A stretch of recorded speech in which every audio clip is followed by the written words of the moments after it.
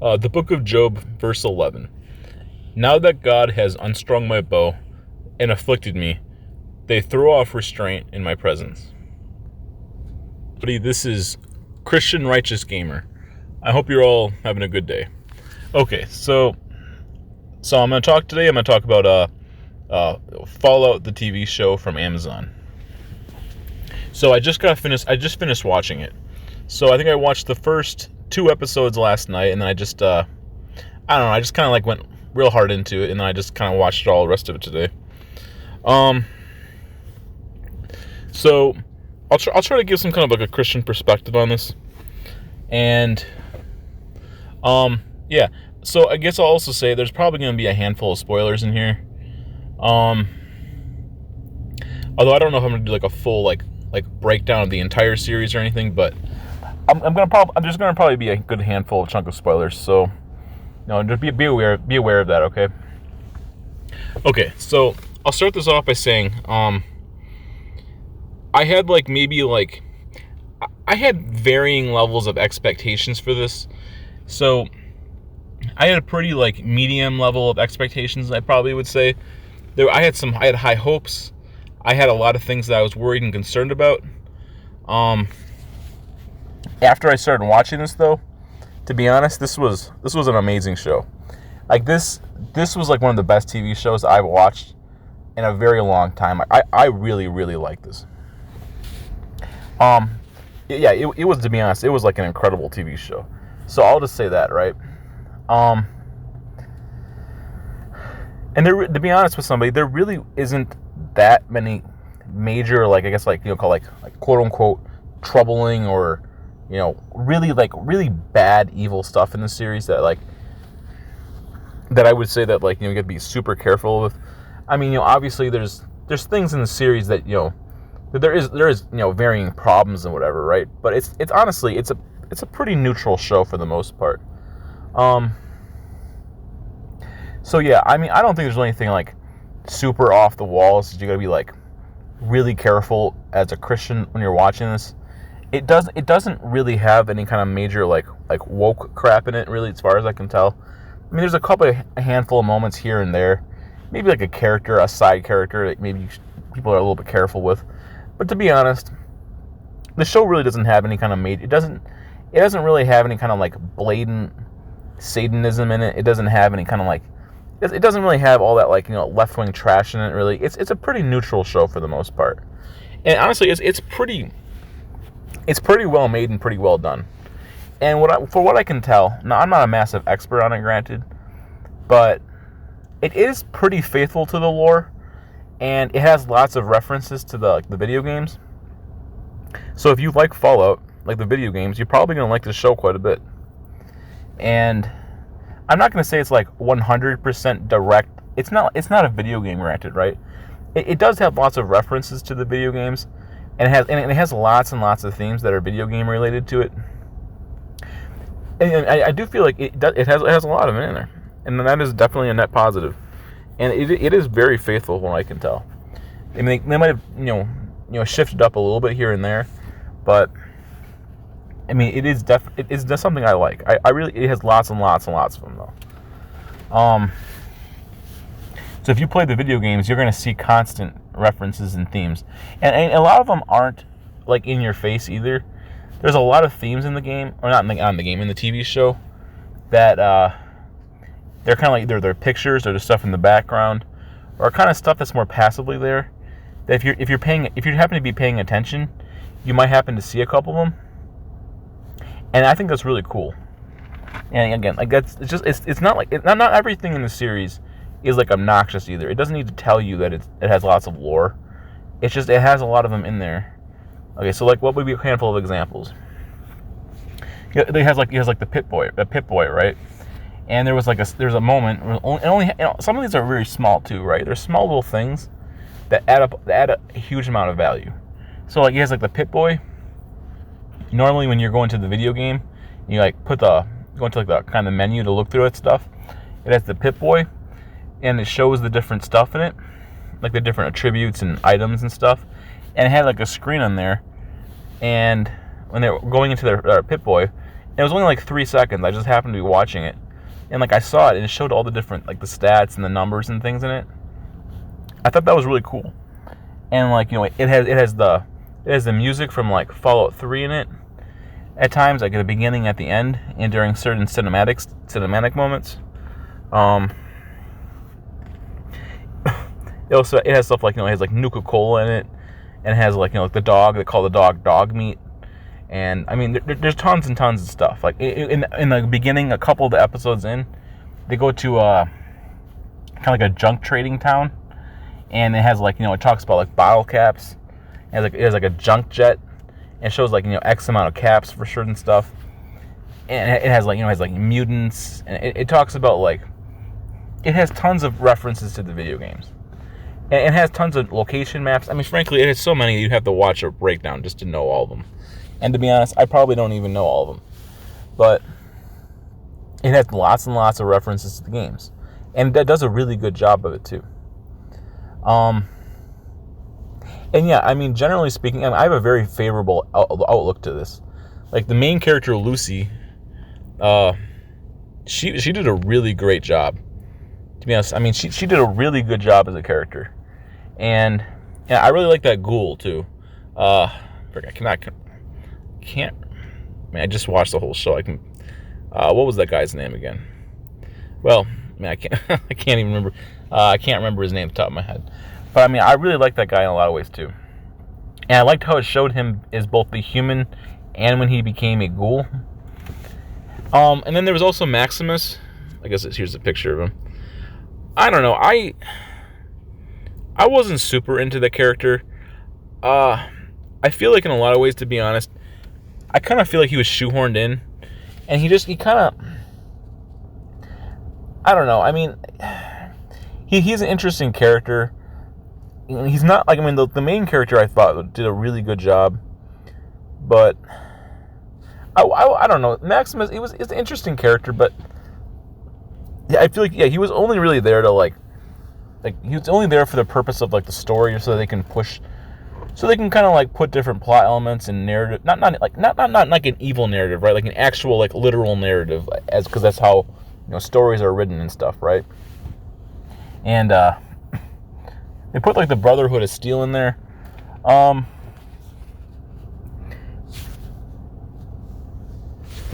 I do like the character. It kind of feels like the Brotherhood of Steel faction in the series is kind of like, I feel like there's like maybe like a medium mid tier of stuff in it. But I mean, it wasn't bad either. It's just, I don't know. It feels like it's there because it's necessary and needed for the show, but it really wasn't. I don't know. I mean, it was really cool ideas to it. Like, I'm not really against it either, but I don't know. I mean, it kind of like it was like supposed to kind of be like there's 3 main characters, and they're all kind of like interwoven into one story. Again, there's so many things that I like about the series though too, and yeah, I mean, like, and they even have like references to. Well, let me just check. What is this guy's name? I cannot. How can I watch 8 episodes all like in one day? What is that guy's name again? Ghoul's name. Just check here. I'm thinking Hank. No, that's not. I don't think that's his name. What is this guy's name?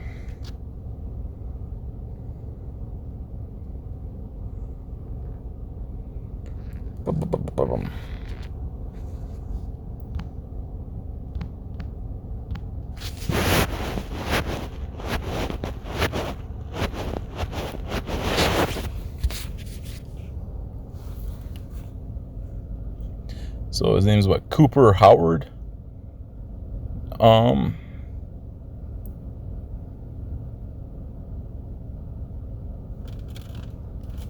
Okay, so he became a bounty hunter. I don't really remember his name being spoken that often, to be honest.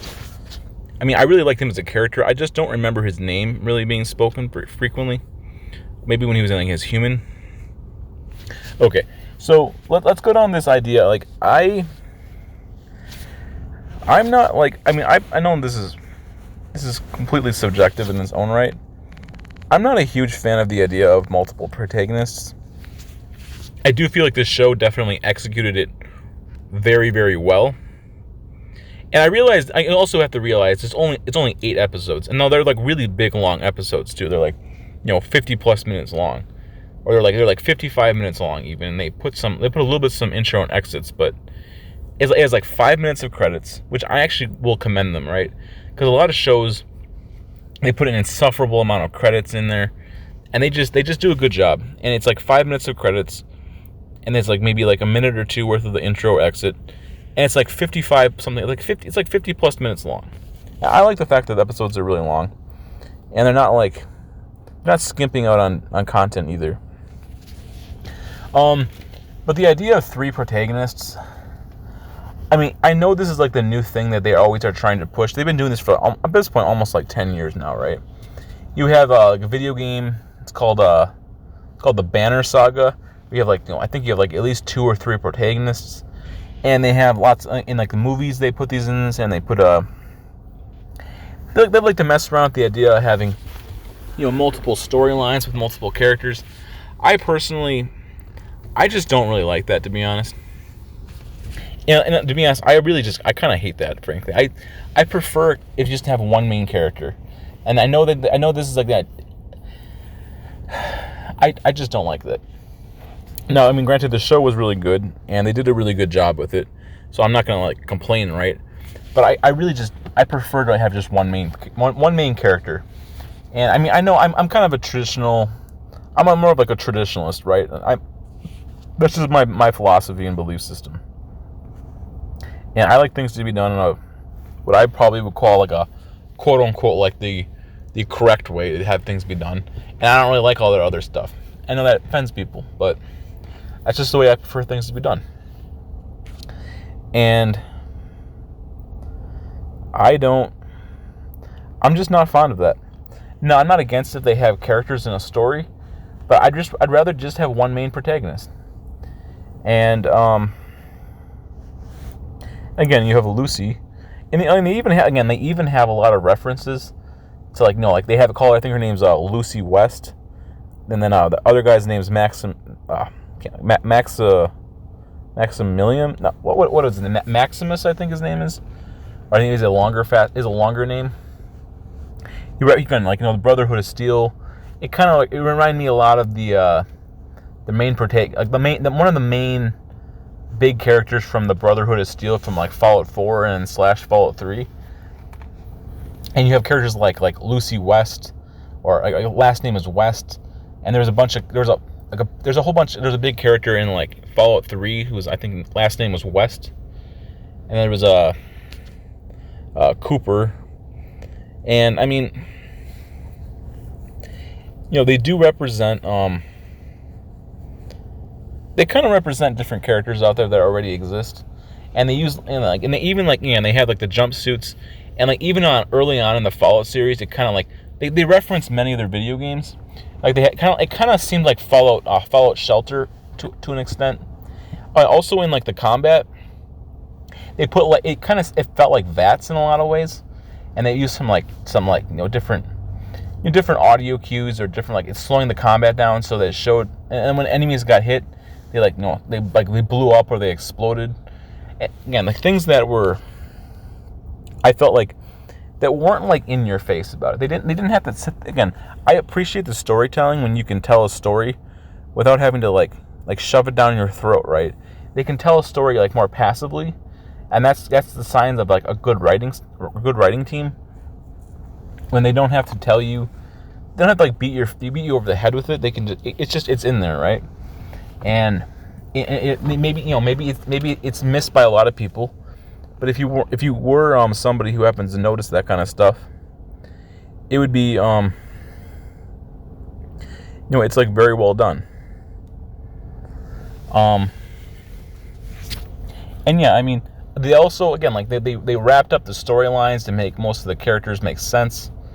And again, like even the interweaving the characters together, they never really like. They had 3 different roads, 3 different major areas and places in the world, but they had them interwoven together, and they had them all meet at the end, and everything kind of worked. It all worked itself out correctly in a lot of ways. And like a lot of series, like okay, like you have like the new Star Wars trilogy, where they have the Black Stormtrooper, was calling like his name's Finn, and you have Rey, and then you have that other guy. I don't even remember his name. Frankly, I don't really even care what his name is. That pilot guy. And they had 3 different main characters, and they just did a terrible job. And they didn't really interwove them that well together, and like none of those characters really mattered or made any kind of real sense. And it's like, they did a terrible job with that new Star Wars trilogy, which they just blunderbusted. Like they took their big scattergun and just fired it, and it just blew up in their faces, and just collapsed and fell apart. And this show kind of really nailed it, and they did a good job. I mean, all the characters in the show was extremely likable too. Like Lucy, I thought was extremely likable, and I mean, she had a really good personality too, right? And I don't know. Maybe sometimes perception is how one views perception. It becomes one's reality in a sense. But I really liked the main character. She was extremely likable. Now, I don't know if it was the actress herself or how they had her made, but yeah, I really liked her a lot. And yeah, I mean, it's just, overall I have a really strong positive disposition towards the series. And yeah, I definitely would recommend it, right? Okay, so yeah, I mean, I definitely would give my my seal of approval to saying this is like a credible made series. But I mean, okay, so there is a handful of some things that are kind of questionable, or you should at least be kind of careful with, right? Now the show is definitely it's definitely a much more mature, it's a much more mature TV show. It's like at minimum it's like a PG-13, and it has some deep R related stuff to it too. And it's not afraid to say some really offensive words, or really some big language, and it has a lot of violence. Okay, by the way, it is a tremendous amount of violence in it, and it can be really dark at times. I mean, but also it's really really well written, funny humor at times too. Maybe because the characters are more they worked well together. And definitely the main character, again, she definitely made this series, I think, way better at every moment in time too.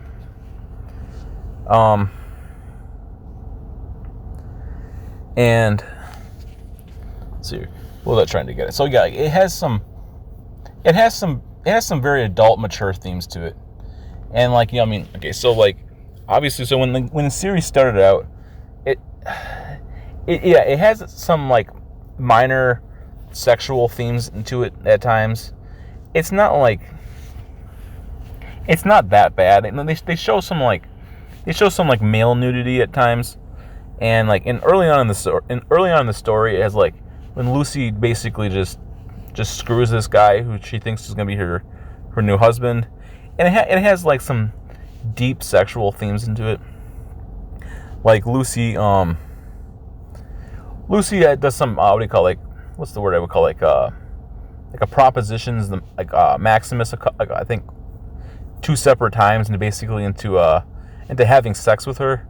And there was a moment in the story when the raider was gonna not the raider, the ghoul was gonna basically, he was gonna, she thought he was basically kidnapping her and gonna sell her to slavery or sex slavery at one point. And that scene was extremely dark and harsh. There's some really, really brutal moments in it, where the ghoul was borderline demonic at times, and it made you feel such intense levels of emotions at times too. Again, yeah, and like Maximus, the Brotherhood of Steel, he has an extremely morally gray, like thinking and way of living his life. Now, for whatever reasons, it actually worked out pretty well for him. Now, maybe because the story wanted, maybe the people, they wanted him to work out really well, but I mean, he was kind of just, I mean, he was good in some senses, but he was also like a bad person. So he had his knight that he was supposed to be working with, but again, like, you know, all the characters are really morally gray too. But he was working with this knight, and you know, I mean, I'm not going super deep into the spoilers. I mean, it's kind of like a light spoilers. Yeah, there are spoilers, but I'm not going to go too deep into the story. But he ends up killing the knight, or he lets him die, and you know, that was like a moment that was extremely gray.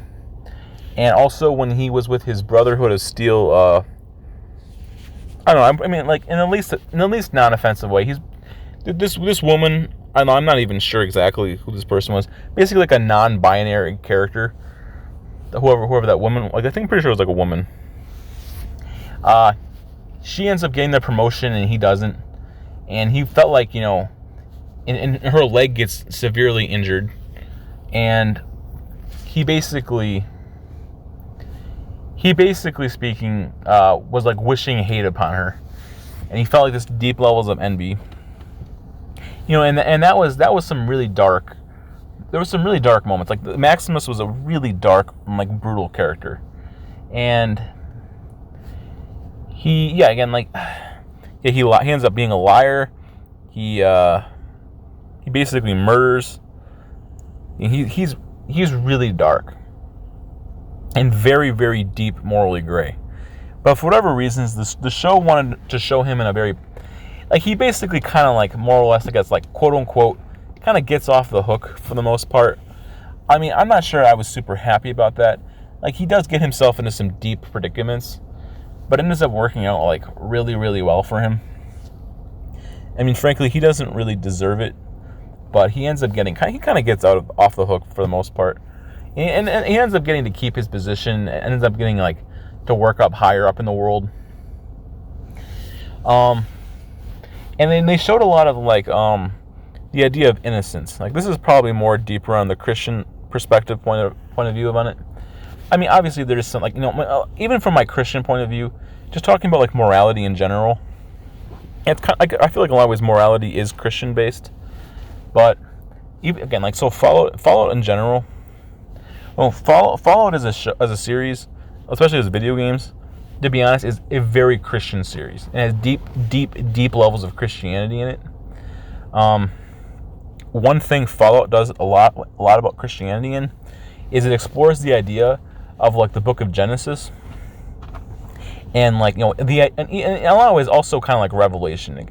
It focuses a lot on both Genesis, the very beginning, and the ending of scriptures of the Bible, and the idea of things like innocence, and, like, you know, like, learning your knowledge and what you do with it, and coming to the realization that your world, you know, you've been kind of sheltered and living in your garden. You had these you know, just follow in general, right? I'm pretty sure I talked about this at one point before, but I'll kind of bring it up a little bit more again. Because, you know, like, you know, you grew up in this garden, and all you've ever known is this little area. Basically, like, you know, in holiness, God Himself puts you in this little garden, and He creates you as a human being, and God knows everything, but He doesn't give you the knowledge. So you believe everything you've known is to be true, but then you kind of come out of the garden, and you realize life is significantly worse in a lot of ways, and it's a lot more different than what you've really been known to believe. Like, you've been led to believe that the certain things are the way that they are. Then you realize life is just like it's like a kick to your privates or something. Like, it's really, really brutal. And the way of the world is that most people will just do whatever it requires and takes for their own personal interest in survival. Like, the idea of the survival of the fittest. And people will kill, they'll steal, They'll lie, they'll cheat, they'll betray, they'll do terrible things to you. They'll torture people. They'll try to enslave people. They'll bow down to demons, and they'll just do everything evil, and they'll throw away all that is sacred and holy and good. And then also, like, in worship, they'll turn away from God, and they turn to all the darkness, and they abandon all the light. And this show shows you, like, the characters think that the world should be a certain way, and then they interact with people outside of their world, and it shows you, like, the darkest parts of humanity. And also, this is also true for series like, because it's pretty much interwoven in the same type of world. You have The Last of Us. You also have, like, The Walking Dead, and there might be a handful of other series too, where they really show you. And this one's its own. This is Fallout's world, right? But they're all kind of all the same, right?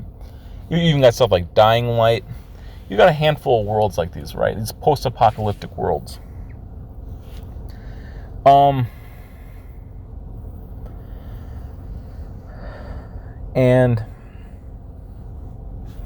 like it shows you, like, you go from innocence to the brutality of life, and people believe certain things to be right and wrong, and then they meet, like, some absolute, like, borderline psychopathic character, and and it also shows a level of moral choices people have too,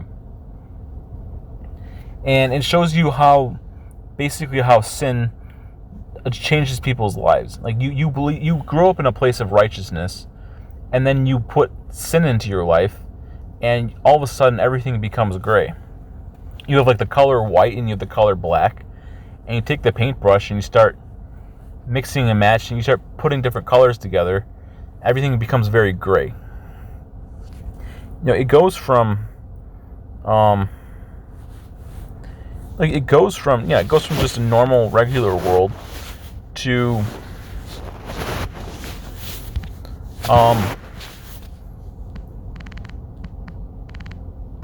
let's see, what's her name?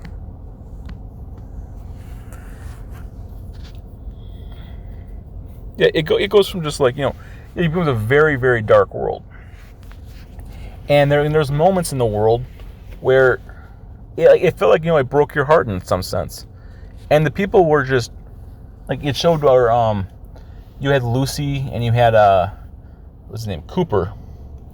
And Cooper basically, Cooper in a lot of ways, like this. Yeah, here this guy. Cooper was kind of like the devil. Now, he was a really interesting character, but and it showed a lot, again, like, it showed a lot of his backstory and his history. But he took Lucy, and he ended up, he grabbed her, and he tied her up to some rope, and he put her on the water for the gulper for bait, and he was torturing her, and, like, he just didn't care about morality or anything, and he used her and exploited her for his own personal gain, and he basically just laughed at her because of it. And it broke her level of beliefs of morality. Like, she tried to do what she thought was the good and the right thing to do, and he comes along, and he's just an absolute monster. And yeah, I mean, like, yeah, he's just a he was just a real monster about it. And then he goes out, and he ends up basically kind of like, he's kidnapping her, and he's gonna basically takes her halfway across, like, the wasteland, and he refuses to give her any kind of water. He doesn't treat her. He treats her like garbage. He's basically gonna sell her into some kind of, like, slavery or something. And, like, the absolute levels of the terrible mistreatment against her, and it really broke her, her values. He's like the devil. He's basically Satan, in the nicest way possible to say. I mean, he basically was like the devil, and his goal was to, he really wanted to hurt her bad, and he really wanted to ruin her sense of innocence, and to ruin her sense of her morality, so he can make her twisted and dark like he is. because he is such a twisted, vile monster that he wants her to be just like him. Now she ends up getting free, and she does the right thing at the end. And again, I mean, she ends up teaching the ghoul a lesson. And I mean, if they make more series on this, I feel like that lesson will come into effect. But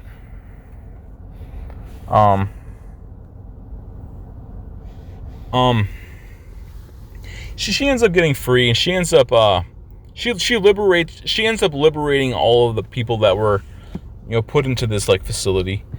And then she ends up bringing these serum bottles to the ghoul, and she basically she does the right thing in the end. And I do feel like, because she does what's good and right, I feel like that's going to probably teach that ghoul a tremendous amount of personal life lessons, because in one ways it is pretty biblical, right? And she does what's good, even in the face of the absolute worst darkness. She could have just left him there to suffer, and she could have watched as this guy turned to a feral ghoul. But instead, she gives him a plentiful supply of, of the serum potions or whatever to help him sustain being a normal person. And she saves his life, and she could have just killed him. But she had mercy on her enemy, or her captive, right? And her mercy, I think, is going to really shape that character's life going forward. It was just an incredible act of righteousness, and there was a handful of biblical themes too. Like Lucy talked about, she quoted the golden rule, as the Lord Jesus Christ says, do unto others as you want others to do upon you. Or let me take a look here. From Matthew 7 verse 12, in everything do to others what you would have them do to you. And it's like, and that phrase has been kind of, it's a really tricky like wording phrase from the Bible, but it's a really strong teaching, and it's hard to really it's a really powerful teaching from Scripture, from the Lord Jesus Christ. And she basically references the Bible directly, and that was a really good Christian theme, right? Really good Christian message. And like the ghoul, like, what does he say? He talks about how he basically says, like, what does he say about the golden rule? He says this is the wasteland's golden rule is something like, like how you're always going to get sidetracked every single time. It's like, you basically, you make a plan, and the wasteland is just gonna, just throw your plan into a pile of like atomic waste, and your plan is never gonna work out the way you intend to make it. So, like, he kind of believes in just like absolute chaos in a lot of ways, and I kind of like that about the character too, because he kind of represents the devil, but he also has such a deep backstory, and they constantly reference him in the backstory, that it makes you feel super sympathetic. Like, I really sympathize with the man. But at the same time, and like, he's also been alive for like 200 years. He's one of the oldest characters in the story. In holiness, other than God, I would argue. I mean, like, God exists for eternity, but as like a mortal, he existed, pre the bombs, and his story became very fleshed out. But at the same time, so let me also state this too. So I'm not sure, I both like this aspect of the story, but I also kind of really hate this aspect of the story.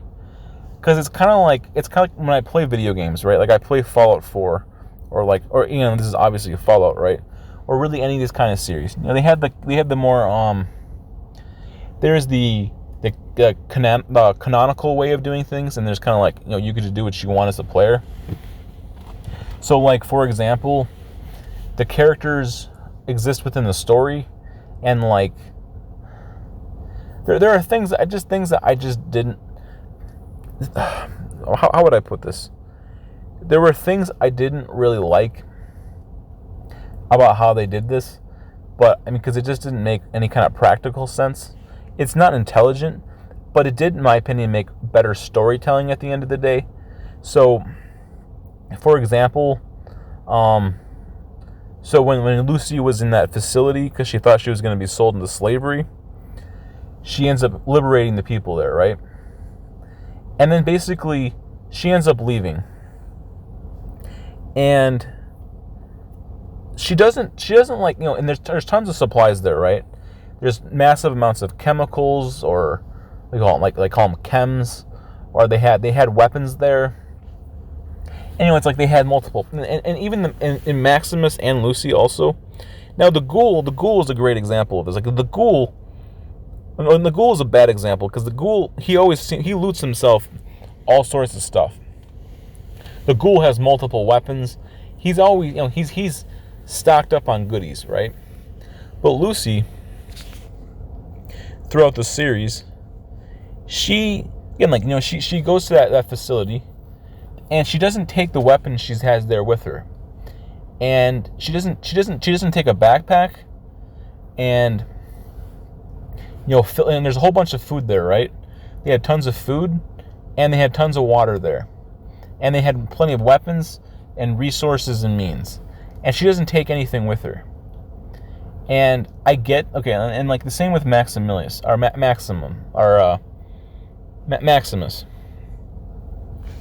And Maximus, he has opportunities to take a whole bunch of supplies with him and the resources he needs, and he just doesn't take anything with him.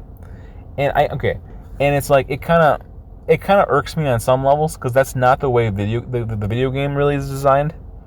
It's like you're not just gonna leave a pistol there. You don't have a weapon. You need to have a weapon, right? You live in obviously in real life, it's not the worst idea also to have some kind of weapon experience. But we don't live in like the post-apocalyptic world either. But again, like you just leave the weapon there, right? You don't have or she takes like one 10mm pistol at one point, but she doesn't take a backpack with her. She doesn't take plenty of water and food and medicine supplies, and she doesn't take multiple weapons or extra resources.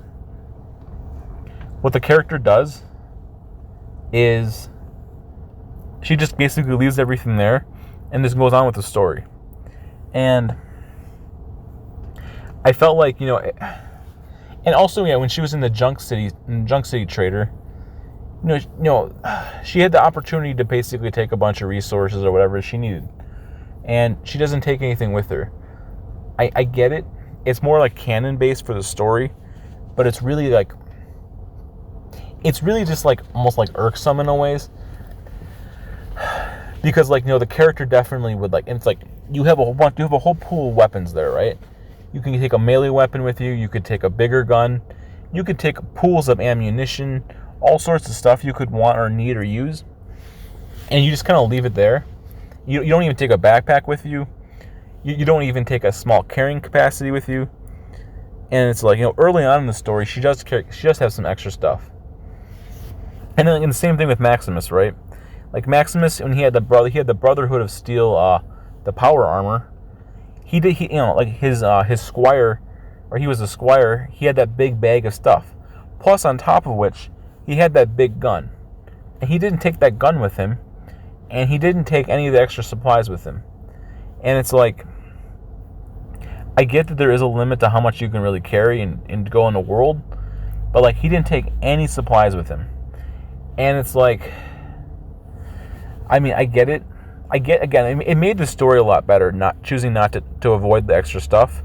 And even when he was unarmed, right?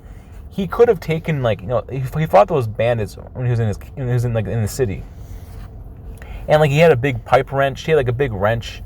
They had melee weapons, and they had extra supplies and loot, and he didn't take any of that extra stuff with him. And it's like, I get it. Again, it did make the story a lot better, having the characters having minimum amounts of equipment, and it made it more canonical. But at the same time, it felt kind of it's like, you're just gonna leave a whole bunch of supplies behind, and it's like you probably do need a lot of it.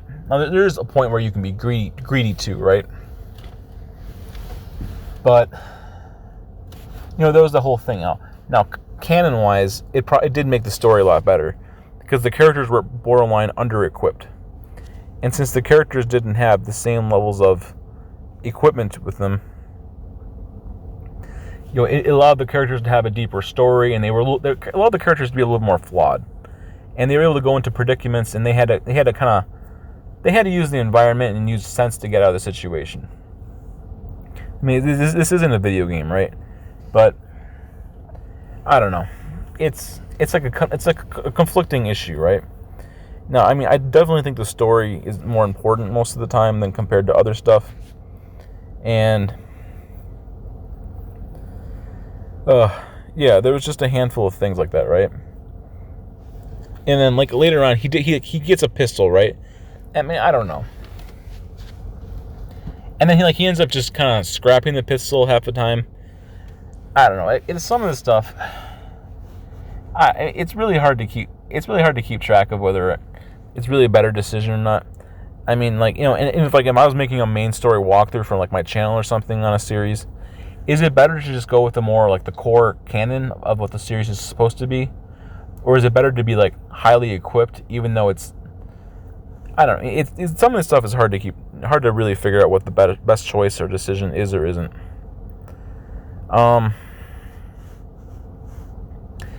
But yeah, okay. So again, I'll wrap this up here. I really like this TV show. Honestly, I'm excited to see. I'm pretty excited. That is right. I'm excited to see what they're gonna do. Maybe for making more episodes. They have 3 different characters they can go down, 3 different major roads. Again, I mean, it's kind of conflicting whether or not they really should have 1 protagonist or 3, but they have 3 different roads they can go down, and they have a lot of potential. And and another really great TV show out there, there's a TV show called I believe it's called Vikings. And that has deep. It's like Christianity versus paganism, and that's definitely a really good show, and it kind of reminds me of that show a little bit. And this show also has it has some Game of Thrones moments kind of to it. It has really good writing and really good. It has a lot of stuff going for it. And I mean, it definitely has potential to make more seasons for it. And they have the funding and they have the resources and the means. I mean, I'm presuming they don't blow it, right? And if they keep that woke crap out too, and they keep the Satanism out, they keep the woke trash out, they keep they keep it more aligned with what the series is supposed to be like, and I definitely think this show could be it has great potential, and I really like the season 1. But we'll have to see what happens with it, right? So yeah, I mean, I definitely recommend it if you haven't. Oh, her last name is not West. It's called MacLean, I guess. And there was another character who had the last name of West. But it has a lot of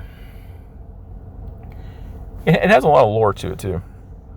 So yeah, yeah, I mean, I definitely recommend giving it a chance, and it's definitely really cool, and it's definitely something I really like about the series. Now, I mean, the franchise has kind of been dying for a long time, but it depends. I feel like if Bethesda transfers ownership of Fallout to a different franchise, someone who's more faithful to the series, somebody who is more of a God-fearing, a more neutral, maybe even more conservative group of people, or somebody who's capable of doing a good job and who has a good track record, I think Fallout could be saved. But truth be told, it's kind of a dying franchise. Fallout 4 was kind of lame. It's a good game, but it fails in a lot of ways to really be a great game. And Fallout 76 is kind of just a massive flop, and it's a really big disgrace. And Bethesda has kind of they've aligned themselves with Microsoft, and they follow environmentalism, and they got all the leftism crap, and they're so woke these days, and they're filled with a bunch of garbage. I feel like, truth be told, like Fallout is basically like a dead brand, and I'm not really sure there's really anything they can do about it. They need somebody else. They need someone who's not Todd Howard at this point. It needs to go to a fresh IP and a fresh group of. It needs to go to a fresh somebody who can do a good job. Someone who's faithful. And they're not being faithful with it right now. But this TV show is definitely a net positive at the end of the day. And I give them props that it was a very well made show. So there's that, right? Fallout does have hope. There is hope for Fallout. But we'll have to see what happens, right? So the next gen update is coming out, I think, probably within the next month. I don't know for sure when it's actually going to come out. They're claiming, I think, like April 28th or something. Frankly, it could come out like a little bit before. They might come out a little bit later. It's just going to be like a graphics upgrade. It's going to be 60 frames per second with like a HDified, and they're going to add some small quests to it. But it's definitely going to make the game a lot better. I'm probably going to go through it again at some point. I have a walkthrough on my channel, but that walkthrough is really old, so I might have to make a new one, put some commentary in it. But yeah, Fallout 5, it has great potential. It just, I don't know when they're ever going to make it either. Again, like Todd Howard and you got like Bethesda and stuff, they're so preoccupied with so many different pieces of content that will they ever get around to making Fallout? And they don't have any, they don't have any kind of focus towards it. They just finished Starfield, and they're going to work on the Elder Scrolls 6. When will Fallout 5 ever really get the attention it deserves? Frankly, I don't really know. And Fallout 76, they're making content for it, but it's not really traditionally made content. It's like these kind of little one shot daily expeditions and stuff. It's not very good, to be honest. But it's mid. And yeah, I like the franchise, and there's also a lot of old games too. They got Fallout 3 is considered to be one of the best video games of all time. And you got Fallout New Vegas, which is considered to be a great game, and you got the Fallout 1, and you got Fallout 2. And and they have a whole bunch of content out there, but we'll see what happens, right? There is potential, and this TV show is great potential for the franchise, and it'll get more people excited for Fallout, right? And then they could make 5 more seasons of this, and maybe they're really, really baller, just like this one, right? Because this show is really good, and hopefully they'll do a good job. We'll see what happens, right? I'm not gonna. I have good expectations and hope, but that they could blunderbuss, right? But I'm gonna believe there's hope. All right, well, thanks for watching. God is good.